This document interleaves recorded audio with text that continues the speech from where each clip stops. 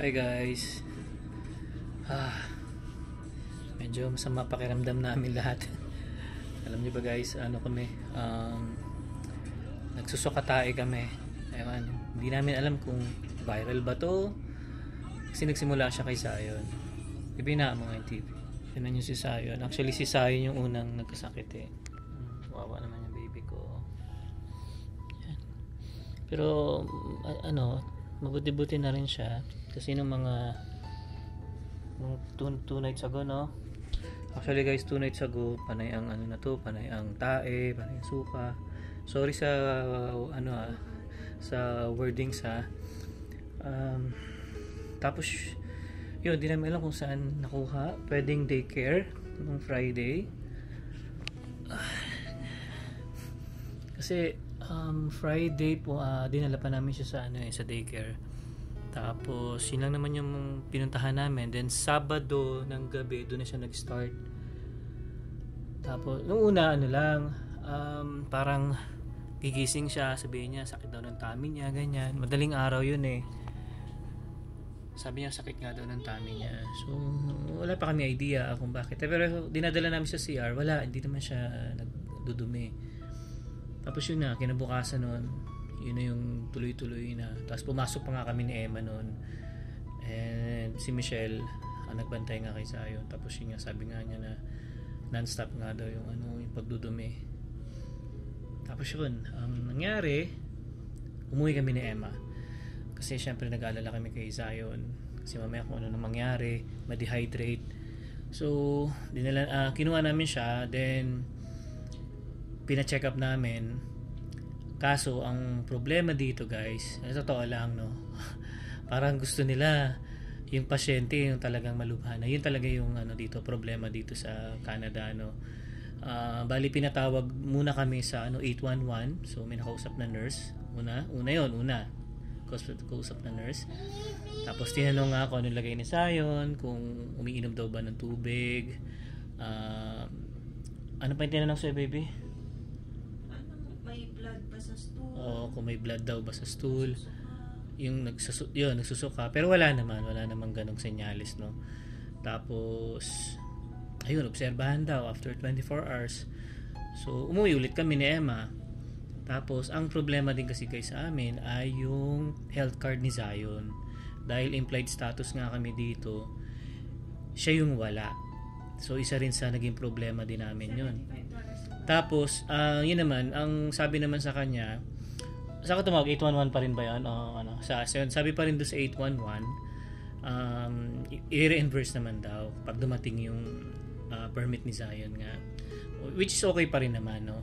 Kahit kung magkano daw yung gagastusin namin, ibabalik naman daw ng government. So, okay yun. Pero, ang hindi lang namin nagustuhan ni Emma talaga, yung sinabi na namin na ganyan nga tuloy-tuloy yung pagdudumi, pagsusuka, hindi nila in-advise na dalhin nyo na dito sa ospital, ganito hindi ang sabi lang observe lang within 24 hours, then tignan, kasi based din naman sa pag-aano nga ni Emma, okay naman si Sayon, talagang kumakain naman, umiinom naman siya, may Pedialyte kami, bumili kami, pati yung ganito nga to parang ice pop to na Pedialyte din to na. Yan, so ito iniinom ni Zion to. So yun nga guys no, buti na lang kung umiinom din si Zion ng Pedialyte, water, umiinom siya. Yung pagkain ng medyo mahina siya. Ayaw niya talaga na kumakain. Siyempre alam niyo naman guys, kahit naman tayo 'di ba, pag may nararamdaman, parang tinatamad tayo kumain, wala tayong gana kumain. So, ganoon din siguro siya. Pero pinipili talaga namin na hanggat maaari kumain siya. Yan. So, pang anong day niya na ngayon? Sabado, Linggo, Lunes, Martes. Pang-limang araw niya na guys, no? Pero okay naman. Wednesday na ngayon eh. Oo. Pero okay naman siya sa akin ngayon. Nag-alala lang talaga kami nung Monday. Tsaka kahapon pala, no? Kasi kahapon talaga guys. 'Di ba nga graduation ni Emma. So, ayaw na talaga ni Emma pumunta. Pero sabi naman ng kapatid ko, sige, total saglit lang naman yan. Minsan lang din naman mangyari yung Tsaka okay naman si Sayon kahapon. Yun nga lang, talagang minsan na dumudumi talaga siya. Wala hindi rin namin siya pwedeng madala sa ospital nga. Kaya sabi namin, sige, tuloy muna natin yung graduation ni Emma, saglit na. Then after nung pagrampa ni Emma guys, umuwi na agad kami. Then syempre, binantayan ulit namin si Zion, baka kung ano nga mangyari. So, minomonitor talaga namin siya. Tapos, eto naman guys yung nangyari. Kagabi, pag-uwi nga namin, nakapag-edit pa ako. Pero masama na yung pakiramdam ko nung hapon Medyo masakit na yung ulo ko, yung sikmura ko kumukulo-kulo na. Hindi naman ako gutom, no? Tapos wala akong gana kumain. Tapos yun na, parang iba na yung pakiramdam namin ni Emma. Hindi namin alam, baka nga nahawa kami kay Zion kasi nga baka viral nga talaga to. So, hindi rin kami nakapasok ngayong araw na to. Kaya, buti na lang, mababait yung mga amo namin. At pinayagan naman kami. Pero kasi no choice din talaga guys hindi talaga namin kaya. Kasi napagbangon ko pa lang, sabi ni Emma, ano baby, pakiramdam mo. Kasi kagabi guys, pagtas ko edit ng mga alas 7, nahiga na ako dito sa sofa namin. Tapos nagising ata ako alas 2 na ng madaling araw. Sa sobrang sama ng pakiramdam ko, sakit ng ulo ko. Hindi na nga ako kumain kagabi, baby no. Hindi na ako kumain noon. Tapos nakahiga na ako dyan, tapos ginising na lang ako ni Emma, binigyan niya ako ng gamot sa tiyan kasi talagang iba yung sikmura ko, kumukulo talaga siya. Tapos mga bandang 3, dahil sa sobrang sakit ng ulo ko, minom na talaga ako ng Advil, di ko na kaya. Tapos yun na, lumipat na ako sa room namin, then sila nga yun. Pero si Zion nun okay na, hindi na siya masyado nagtatae, parang every 6 hours na lang siya bago magpo. So yun nga, pagising namin ng umaga, pa-alarm kami dahil nga papasok kami. Si Emma masama na rin yung pakiramdam. Kasi ako ganun din, hindi ko na rin kaya. Tapos sabi ko, hindi baby, pasok tayo. Sabi ko, tara, subukan natin. Kasi nandito naman si Michelle, siya yung magbabantay kay Zion. Subukan natin. Tapos nung nasa CR na nga ako, yun na, hindi ko kaya, nahihilo talaga ako. Sabi ko, hindi ko kaya mag-drive. Yun, nag-email agad ako sa HR namin. Which is okay naman. Sabi ko, papalitan ko na lang yung oras. Ayun, so hanggang ngayon, medyo masama pa yung pakiramdam namin ni Emma. Kahit ako, tapos yun nga, naligo na kami ni Zion kasi nga para ma-preskohan yung katawan. Ayan, ito si Zion, tingnan nyo yung mukha, matamlay talaga. Kamusta? Okay? Drink water, come on. Ito yung water niya guys. Drink ka water, dali. May kasamang yan, gamot. Yan. Buti nga kahapon, nakadalawa siya na to, no? Ang lakas uminom niya ng tubig kahapon. Kaya nakakatuwa din. At least, naka-recover na siya. Pero yun nga, kung makikita niyo yung mukha niya, medyo may nararamdaman pa talaga. Oo, yung walang gana talaga kumain Happy? Happy Zion? Happy? Daycare. Daycare o ano? Hindi daycare? No, okay. Yeah. So, bukas pipilitin na namin pumasok kasi may deadline ako. So, yun lang talaga guys. Kahapon talaga nag-aalala na ako sa Zion. Ako kasi guys, yung mababaw yung yung iyakin ako. Umiiyak ako kahapon kasi nga ayoko nakikita si Zion na nahihirapan. Yeah. Ako mababaw yung luha ko. Kasi kahapon siya medyo nagchichill. Buti na lang uminom ng maraming tubig at saka Pedialyte. Kaya okay naman na siya kahit papaano. Wala na rin yung sinat niya. No? Good ka na? Good? Yeah. Yan, ang hirap lang talaga guys dito. Yun ang problema sa Canada guys. Gusto nila makita yung pasyente talagang malubhana. Home management lang yun. Oo. Kumbaga, ikaw muna yung mag-aasikaso, obserbahan mo. Kung sabi niya, kung lumuluha pa ng ano yan? Kung lumuluha o hindi. Oo. Pag hindi na lumuha, dehydrated na. Oo. May ganun pa sila guys talaga. Ewan ko bakit ganito. 2 nurse yung nakausap namin sa 811. Parehas ganun, obserbahan after 24 hours. So yun yung hindi maganda dito. Diba sa atin sa Pilipinas, diba kahit sinat lang, dadalhin na natin sa ospital, diba? Dito hindi. Yun yung problema dito. Okay lang. At least ang mahalaga is okay na yung anak namin. Kung kami nga ni Emma, sama ng pakiramdam ko, how much more si Zion, di ba? Na grabe talaga yung pinagdadaanan niya, sukatae.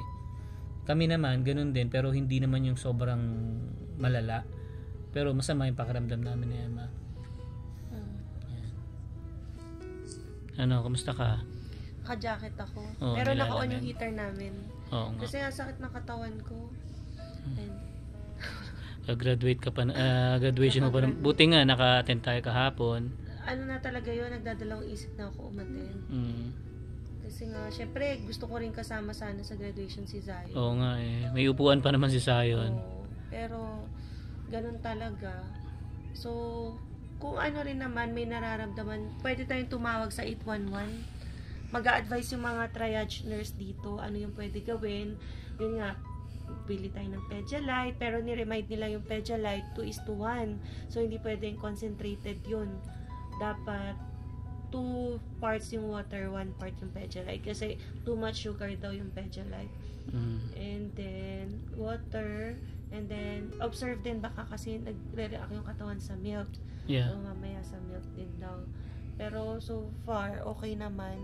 Yun nga yung mas gusto ni Zion, milk kesa Puro kanin. milk nga. Ayaw niya ng kanin eh. Oo. Nagluto si Ate Michelle ngayon sinigang na hipon ng sarap. Ako din kasi ang sakit ng katawan ko. Parang maganda nakasabaw-sabaw tayo. Si Zion naka 3 subo lang yata. Ayan, inumalit siyang water. Mabuti nga talaga ito may inom ng tubig. Yan yung katumbas ng Ursiflora, yung Regenera. Oo, okay. O parang umokay-okay. Yeah. Mm-hmm. Which is okay naman ang si Zion. Kumbaga, yun nga, nagre-recover, parang ganon. So parang uso talaga ngayon guys yung stomach flu kasi meron din akong nakausap na friend. Sila din daw ng anak niya, ayan, nilalagnat, nag-chills, na diarrhea. Di ko alam, baka uso ngayon or kung ano man. Basta hawa-hawa din kung viral. Yeah. Kami nasa isang bahay, kaya hawa-hawa din. Oh, iniisip nga namin, yun nga, baka sa daycare ni Zion, baka doon nagsimula. Kasi Friday, then Sabado ng gabi, doon siya, talagang nagkaroon ng sakit sa tiyan. Nakakawa din talaga. Ay, nako. Pero at least natingnan na, na-check up na. And bumubuti na yung kondisyon. Yan, part talaga ng life. Yeah. Ayan. Pero talaga totoo guys, kahapon nag-aalala na ako. Sabi ko nga kay Emma, dali na natin sa ospital. Ayoko yung magkasisihan pa tayong dalawa sa huli. Kasi talagang pero yun nga, tumawag kami ulit kami sa 811. Hindi pa rin daw, obserbahan pa rin. Kasi ito yung signs na inaantay nila. Tapos, ito yung nangyayari. So, in-explain naman nila. Pero, sabi, kapag lumala, so, yun nga, dadali na namin sa ospital. Kapag lumala, malakas naman siya uminom. So, naging okay naman. Hindi siya, sabi nila, hindi marirecommend na go. Pero, sabi, there's no stopping us. Yun nga lang, sabi nila, pwedeng mag-antay ng matagal. Tapos, mahirapan palalo yung bata. Yeah. So, observation din talaga. Yeah. So, yun. At least okay na si Zion kahit paano. Ayan. So, pinaliguan ko na nga guys para at least maging presko siya. Wala naman ang lagnat Wala naman na. Tapos na. Kahapon pa wala na. Pero tuloy pa rin yung pagbibigay namin sa kanya ng gamot. Especially yung Pedialyte talaga. Yun importante tsaka tubig. Tingnan nyo, di ba? Tamlay. Hindi ganyan yan. Makulit yan. Wawa naman ang baby namin. Gantong-ganto rin guys last year nung umuwi kami ng Pilipinas, November yun. Nung pagbalik namin dito ng Canada, dun siya nagtae din. So dinala ko siya sa ospital noon isang araw. Tapos kinabukasan flight na namin. So itong month din na yun. So yun guys, yun na, sana ipag-pray lang natin guys na maging okay kaming pamilya, makasurvive kami, especially si Zion. Importante si Zion kasi kami naman, kaya naman namin i-handle yung sarili namin. Kung alam namin kung kinakailangan uminom ng gamot, iinom na agad kami ng gamot. Siyempre yung bata, hindi naman natin ayaw pa uminom. Oo, hindi natin alam kung anong masakit talaga sa kanya, kung nahihilo ba siya, kasi kung kami na nga lang ni Emma, nahihilo na ngayon how much more si Zion. So yun nga guys, pag-pray na lang natin si Zion na sana okay na siya, gumaling na siya, no? Zion? Okay guys, so hanggang dito lang siguro yung vlog ko. Yeah, see you in the next one. Peace.